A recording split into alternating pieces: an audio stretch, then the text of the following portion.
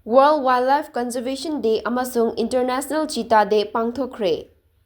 Chandel Forest Division asinduna Malem sinba thungna pangthoknabagum World Wildlife Conservation Day amasung International Cheetah Day gi thauram St. Paul School, Liwa Changning, Komlathabida, Numit Ani asi punna awareness program amadi Mahairoi Singa athum ahau chaminaduna Satra lising ama chaniromna saruk yaduna pangthokre. Thauramadu Divisional Forest Officer Chandel, Dr. N. Munal Maitai Amadi, St. Paul School gi Principal, Father Reverend Aloysius na President Amadi, Chief Guest oina School gi Oza Singh Amadi, Staff Singapun na saruk yaduna pangthokhi. Thauramadu DFO Chandel, Dr. N. Munal na haikibada, lamlaki Sa-Ucheksing asi, Isorna Eikhoi Mioibada pirakpa khwaidagi mamal yamlaba khudolni. Eikhoi Mioibana Sa-Ucheksing bu mamal laitana amadi kanadabagum khalli adubu Sa-Ucheksing Yaodana Eikhoi Mioibana Malemda Hingba Ngamloi amadi Sa-Ucheksing gisu Eikhoi Mioibagum